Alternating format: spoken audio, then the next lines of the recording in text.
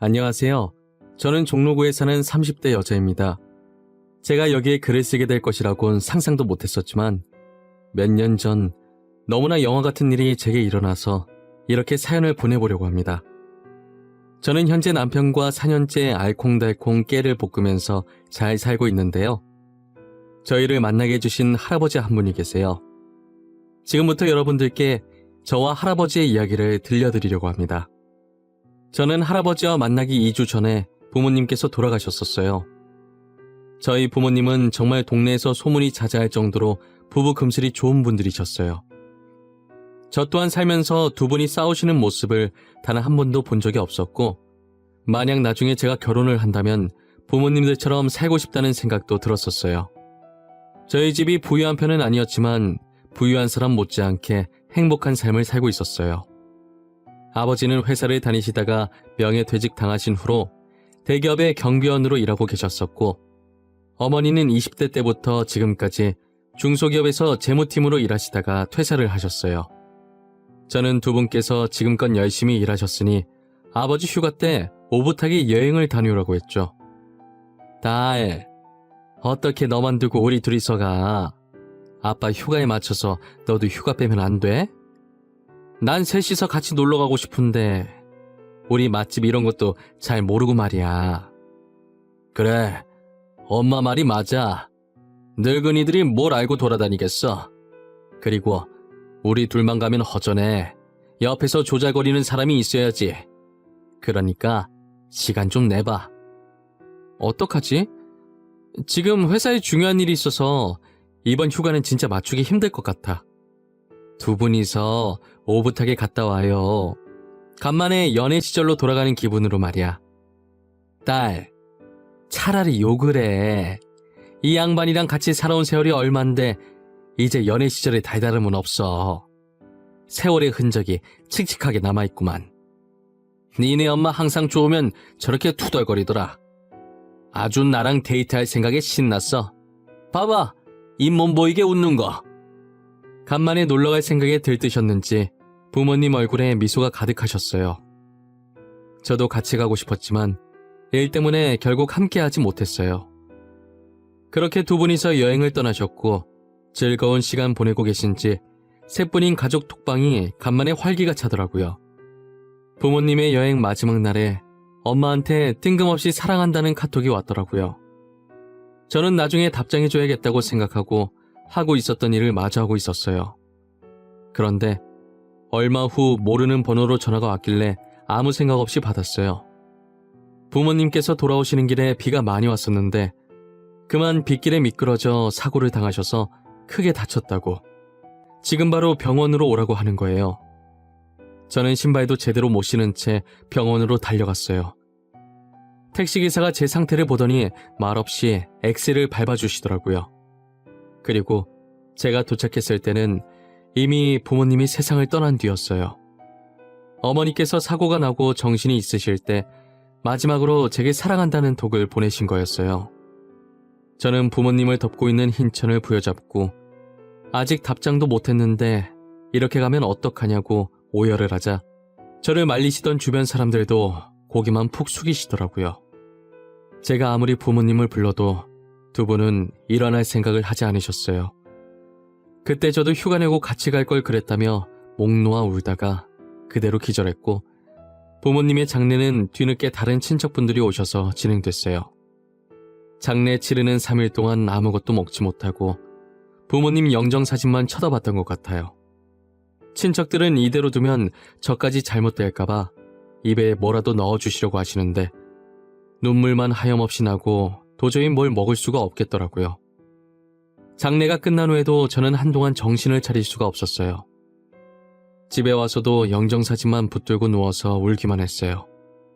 제가 울다가 잠이 들었는데 영정사진 안고 자서 그런지 꿈에 부모님이 나오셨더라고요. 계속 이러고 있으면 마음 편히 못 떠나니까 제발 일어나서 뭐라도 먹으라고 혼내시더니 사라지셨어요. 잠에서 깬 뒤 저는 일어나서 곧장 부엌으로 향했어요. 꿈에서 부모님 하신 말처럼 저 때문에 편히 못 가시고 계실까봐 뭐라도 먹고 힘내서 부모님 마음 편하게 보내드리자고 생각했어요. 저는 밥을 입에 쑤셔 넣으면서 다시 시작하기로 마음먹었습니다. 막상 부모님 없이 첫 발을 내디디려고 하니 늘 제 뒤를 지켜주시던 부모님이 더 이상 이곳에 안 계신다는 현실이 저는 너무 겁이 나긴 하더라고요. 저는 그냥 부모님과 멀리 떨어져서 자취 중인 거라고 생각하기로 했어요. 그랬더니 조금은 제 마음이 편안해지더라고요. 며칠 동안 부모님 유품을 정리하고 마지막 남은 물건들을 정리하려고 밖으로 나갔는데 저희 집 앞에 어떤 할아버지 한 분께서 이 추운 날 얇은 가디건만 입고 쓰러져 계시더라고요. 평소 같았으면 119에 신고만 하고 집으로 돌아왔을 텐데 저도 모르게 부모님 생각이 난 건지 할아버지를 저희 집 안으로 모시고 들어왔어요. 다행히 친구 중에 의사인 애가 있어서 잠시 와달라고 부탁을 했어요. 친구는 할아버지 상태를 보더니 제가 발견하지 않았다면 저체온증으로 돌아가실 뻔했다고 하더라고요. 저는 할아버지를 살짝 일으켜서 따뜻한 물을 입에 넣어드렸어요. 정신이 돌아오신 건지 제가 넣어드린 물을 삼키시더라고요. 저는 전기장판 온도를 더 올려드리고 따뜻한 물을 담은 보온병을 할아버지 머리맡에 뒀어요. 그리고 할아버지가 깨어나실 때까지 옆에서 기다렸죠. 정신을 차리신 할아버지는 아무것도 기억을 못 하시더라고요. 할아버지, 정신이 드세요? 저희 집에 쓰러져 계시길래 안으로 모셨어요. 혹시 집이 어딘지 아세요? 제가 집까지 모셔다 드릴게요. 나 집이 어딘지 몰라. 하나도 기억이 안 나. 우리 손녀 어디 갔나? 손녀 보고 싶은데 우리 손녀가 나 엄청 좋아했어. 할아버지 집 주소 기억 안 나세요? 어쩌다가 저희 집에 오신 거예요? 저한테 나중에 집 주소 기억나시면 꼭 말씀해 주세요. 아셨죠? 할아버지랑 얘기를 해보니 손녀만 기억하시고 약간 치매가 있으신 것 같더라고요. 치매라도 가끔 예전 기억이 돌아오실 때가 있으시니까 제정신으로 돌아오실 때까지만 제가 보살피기로 했어요. 그래도 다행인 게 제 직업이 작가라 재택근무를 하고 있었어서 출근 걱정 없이 할아버지를 옆에서 보살필 수 있었어요. 할아버지께서는 손녀 이름도 모르고 얼굴만 기억을 하신다고 하더라고요. 그러면서 늘 저를 보면서 손녀가 생각난다며 환하게 웃으셨어요. 할아버지의 미소를 보는데 어찌나 마음이 아프던지 얼른 가족 품에 다시 안겨드리고 싶었죠. 제가 원래는 가족이랑 저밖에 모르던 사람이었는데 부모님이 돌아가시고 나서는 마음이 넓어진 건지 부모님께 하고 싶었던 효도를 할아버지께 하고 있었어요. 혹시나 할아버지가 불편하실까봐 기억을 찾으실 때까지는 저를 손녀라고 생각하고 많이 누추하지만 여기서 편하게 지내시라고 했어요. 부모님께서 혼자서 외롭지 말라고 제게 할아버지를 보내신 건가 했어요. 이젠 할아버지와 정이 들어서 정말 친할아버지 같고 그렇더라고요. 그렇게 할아버지와 제가 같이 지내게 된 지 1년이 지났을 무렵이었죠. 대뜸 할아버지께서 이제 다시 본인 집에 가봐야겠다고 하시는 거예요. 그동안 나랑 사느라 고생이 많았지. 처음 보는 사람을 이렇게 보살피기 쉽지 않았을 텐데. 이제 나도 슬슬 집으로 돌아가야겠어. 집으로 돌아가시다니요? 이제 기억이 돌아오신 거예요? 집이 어딘지 아시겠어요? 혹시 길 잃을 수도 있으니까 제가 모셔다 드릴게요. 그럴 필요 없구나. 혼자 찾아갈 수 있어. 나 이 집 왔을 때도 그리고 지금도 치매가 아니었거든. 집으로 돌아가고 싶지 않아서 그동안 치매인 척 연기했던 거야. 굳이 연기까지 하실 필요가... 도대체 이렇게 치매 연기까지 해가면서 집에 안 가시려고 한 이유가 뭐예요? 할아버지께서 치매 연기를 하게 된 이유를 말해주시기 시작하는데 저는 이야기를 듣는 내내 입이 떡하고 벌어졌어요. 자식이라는 사람들이 어쩜 이렇게까지 매정할 수 있을까요? 할아버지께서 사업에 성공하고 자식들을 혼자서 다 키워왔었는데 자식들이 커서 자신의 재산과 사망보험금만 노리고 있었다고 하더라고요. 그래서 치매 걸린 척을 했었는데 자식들이 거두기 싫어서 저희 집 앞에 할아버지를 내려두고 그대로 도망갔다고 하더라고요. 저는 이제껏 키워준 아버지한테 어떻게 그런 짓을 할 수 있냐며 화를 냈어요. 할아버지는 그동안 자식들한테 당하신 적이 많으셨는지 모든 것을 체념하신 표정이더라고요. 그러더니 더 늙어서 자신이 정말 치매에 걸리기 전에 하루라도 빨리 다시 집으로 돌아가서 바로 잡아야겠다고 생각을 했대요. 저는 떠나시는 할아버지를 걱정스럽게 배웅해드렸어요. 며칠 후 제가 시장에서 장을 보고 온 사이에 고급 외제차 한 대가 저희 집 앞에 서 있더라고요. 곧이어 운전석에서 말끔한 정장을 입은 사람이 내리더니 저희 집 배를 누르는 게 아니겠어요? 거기 저희 집인데 무슨 일로 오셨어요? 저는 처음 뵙는 분 같은데 혹시 저희 부모님이랑 아시는 사이세요? 혹시 김지연 씨 맞으십니까? 회장님께서 지금 찾으십니다. 김지연 씨가 맞으시다면 저와 함께 갈 곳이 있으신데 차에 타시겠어요? 회장님이요? 그런데 제가 그쪽이 누군 줄 알고 차에 막 타요? 누군지 먼저 설명을 해주셔야 저도 차를 타던가 말던가 하죠. 제가 정장 입은 남자를 경계하자 뒷차 문이 열리더니 저희 집에서 같이 지냈던 할아버지께서 나오셔서 저한테 일단 차에 타라고 하시더라고요. 제가 차를 타서 어디로 가는 거냐고 여쭤봤지만 제가 아무리 물어도 대답을 해주지 않으셨어요. 한참을 가다가 차가 멈춘 곳은 꽤 비싸 보이는 아파트 앞이었어요. 여기는 앞으로 지연이 네가 살 곳이야. 어때? 마음에 드니? 1년 동안 이 할애비 비위 맞추느라 고생 많았다. 그동안 고마워서 내가 선물하는 거야. 그게 무슨 말씀이세요? 저는 이런 거 바라고 한 게 아니었어요. 그냥 저희 부모님 생각이 나서 도와드린 것뿐이에요. 나도 안다. 너가 가진 것도 없고 기억도 못하는 나를 부자인 걸 알고 일부러 보살펴줬겠니? 몰랐는데도 친할애비처럼 챙겨준 너한테 더 고마운 거야. 내 마음이니까 받아줬으면 좋겠구나. 만약 제가 안 받는다고 하면 어떻게 되는 건가요? 저는 지금 제가 살고 있는 집도 만족해요.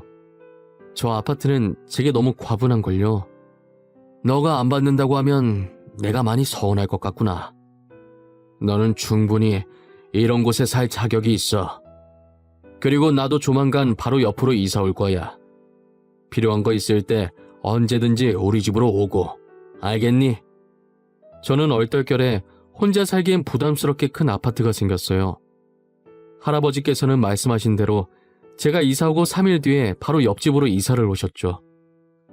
저희는 서로의 집을 오고 가면서 가족보다 더 가족처럼 지냈습니다. 그리고 얼마 지나지 않아 저를 할아버지의 양딸로 올려주셨어요. 할아버지께서는 제게 자신이 살 날이 이제 얼마 남지 않았다면서 죽기 전에는 꼭 제가 평생을 같이 할 짝을 만나 결혼하는 모습을 보고 싶다고 하시더라고요. 저는 그 당시에 아직 부모님 잃은 슬픔에 잠겨서 결혼할 마음이 전혀 없었어요. 하지만 할아버지께서 정말 아끼는 친구의 아들이 있는데 친구 아들이라면 믿고 저를 맡길 수 있을 것 같다고 한 번만 만나보라고 하시는 거예요. 저는 할아버지의 부탁을 거절할 수가 없어서 한번 만나보기로 했어요. 그분은 현재 할아버지 회사를 물려받으려고 할아버지 밑에서 일을 배우고 있다고 하더라고요. 보통 자식한테 회사를 물려줄 텐데 자식보다 믿음직해서 그분한테 물려주시는 거라 생각했어요. 그리고 할아버지께서 가족들 분쟁에 진절머리 날 때마다 그분 집에서 지내곤 했다더라고요. 같이 지내보니까 이렇게 진국인 남자가 없는데 너무 아깝다고 하시면서요. 저보다 나이가 많아서 그런지 만나보니까 되게 진중하고 듬직하더라고요. 그분도 제가 마음에 드셨는지 엄청 다정하게 저를 챙겨주시길래 진지하게 만나기 시작하다가 얼마 지나지 않아 바로 결혼을 했어요. 나중에 알았는데 남편이 여자한테 많이 당해서 결혼을 안 하려고 했대요. 그런데 할아버지께서 괜찮은 여자 있다고 놓치면 후회한다고 계속 말씀하셔서 도대체 어떤 여자길래 할아버지께서 저렇게까지 하실까 하는 호기심에 저를 만났다고 하더라고요. 첫 만남 때 별 얘기 안 했는데도 이상하게 저한테 마음이 갔대요. 연애를 하면서 그런 생각을 한 적이 없었는데 저라면 결혼까지 할 수 있을 것 같다고 생각했다더라고요. 결혼할 짝은 다 정해져 있다고 하던데 참 신기해요. 남편과 저는 연애를 오래 하지 않았지만 마치 오래전부터 알던 사람처럼 편했어요. 현재까지도 싸운 적 없이 깨 볶으면서 잘 살고 있고요. 그리고 제가 지금 임신 중인데 할아버지께서 제 임신 소식을 듣고 엄청 좋아하셨어요. 아직 태어나지도 않은 아이의 이름을 지어주시겠다고 난리친 게 엊그제 같은데 최근에 할아버지께서 몸이 안 좋으신 것 같더니 결국 얼마 못 버티고 갑자기 세상을 떠나셨어요. 뭐가 그리도 급하셨는지 마지막 인사도 못 드리고 그렇게 보내드렸네요. 할아버지 장례식에 갔는데 자식들이라는 사람들과 마주하게 되었어요. 자기들끼리 부의금을 어떻게 나눌지 궁리만 하고 있더라고요. 그런 모습을 보면서 이때까지 할아버지가 어떻게 살았을지 안 봐도 눈에 환하더라고요. 저와 남편은 3일 동안 할아버지 곁을 지켰고 나중에 비서께서 조용히 저희를 부르시더라고요. 할아버지 유언장을 제게 건네셨는데 내용을 보고 깜짝 놀랐어요. 할아버지께서 남긴 모든 재산을 저에게 주신다고 적혀 있었어요. 그리고 유언장에 같이 들어있던 조그만 봉투에는 태어날 아이의 이름이 적혀 있었어요. 할아버지는 돌아가시기 직전까지도 제 생각을 하셨다고 하시더라고요. 그리고 혹시나 자식들이 유산을 탐내고 제게 무슨 짓을 할 것이라고 예상하셨는지 그동안 자식들이 잘못한 짓을 적어놓은 종이도 같이 들어있었어요. 횡령의 갑질에 지은 죄가 한두 개가 아니더라고요. 비서께서는 모든 증거를 가지고 있으니 혹시나 자식들이 찾아와 돈을 탐하려고 한다면 바로 자신에게 전화해서 조치를 취하라고 하시더라고요. 그리고 할아버지의 명을 받아서 앞으로 계속 저를 모시게 됐다고 하셨어요. 저는 괜찮다고 그러지 않으셔도 된다고 했지만 할아버지의 명이라 어쩔 수 없다고 하시더라고요. 그리고 회사는 저희 남편이 할아버지를 이어서 계속 운영하기로 했습니다. 며칠 전에 할아버지 자식들이 저희 집에 찾아온 적이 있었어요. 아니나 다를까 할아버지 재산 내놓으라고 소리를 있는 대로 다 지르더라고요. 당신이 우리 아버지 재산 다 가져갔어? 당신이 뭔데 그걸 다 꿀꺽해? 친자식들이 이렇게 두 눈 뜨고 살아있는데 왜 당신이 가져가냐고? 당신, 우리 아버지 돈 많은 거 알고 일부러 접근한 거지? 그렇게 아버지 돈이 탐났어? 양딸? 진짜 웃기지도 않아. 당장 우리 아버지 돈 내놔! 어디서 이렇게 쓰레기 냄새가 나나 했더니 저기요, 왜 여기 와서 소리 지르고 난리세요? 당신들 한 짓이나 생각해보세요. 치매 걸렸다는 아버지를 어떻게 그렇게 매정하게 대할 수가 있어요? 우리가 아버지를 어떻게 대하든 네가 무슨 상관이야. 친자식은 우린데 왜 네가 난리냐고. 양딸로 올려주니까 진짜 친자식이라도 된 것 같아? 그동안 할아버지가 왜 자식들 한탄을 했는지 이제 좀 알겠네요. 어떻게 그렇게 인자한 할아버지 밑에서 저런 사람들이 태어났는지. 야, 너 말 다 했어? 이게 말이면 단줄 하나. 당장 우리 아버지 돈 내놔. 돈 어딨어? 그 많은 돈을 어디다 빼돌렸냐고? 할아버지 예상대로 자식들이 저희 집에 찾아와서는 마음대로 안방에 들어가서 뒤집어 놓더라고요. 그 꼴을 보면서 조용히 휴대폰을 들어 비서분께 전화를 했어요. 대충 주변에서 소란스러운 소리가 들리니 눈치를 채셨는지 금방 저희 집에 오셨더라고요. 경찰과 함께 와서 자식들은 결국 연행되어 끌려나갔습니다. 저는 손 하나 까딱하지 않았고 모든 일은 비서분께서 알아서 처리해 주셨어요. 자식들은 법정에 서게 되었고 지은 죄가 워낙 많아 징역을 피하긴 어려웠어요. 저는 현재 집에서 편안하게 태교를 하면서 남편과 잘 살고 있습니다. 지금까지 할아버지 자식들이 언제 쳐들어올지 모른다는 생각에 조금 불안했었는데 이제 더 이상 저를 괴롭힐 사람이 없어서 이래도 되나 싶을 정도로 평화롭게 지내고 있어요. 출산을 한 달 앞두고 있는데 아이를 낳을 때가 다가올수록 할아버지 생각이 많이 나요. 친손자처럼 이뻐하셨을 것 같다는 생각에 눈물이 납니다. 할아버지께서 미리 예약하셨던 애기용품들이 지금 하나씩 도착하고 있는데 처음 애기용품을 배송받았을 때 얼마나 울었는지 몰라요. 배송이 다 오면 애기 물건들 챙겨서 할아버지 산소에 다녀야겠어요. 그동안 고마웠다고 떠나시는 순간까지도 저와 아이 생각해 주셔서 감사하더고요. 저에겐 할아버지가 되어주셨다가 아버지가 되어주신 그분을 언젠간 다시 만나는 날이 오겠죠. 제 사연은 여기까지입니다. 지금까지 제 이야기를 들어주신 모든 분들께 감사하고 늘 건강하시길 바랍니다.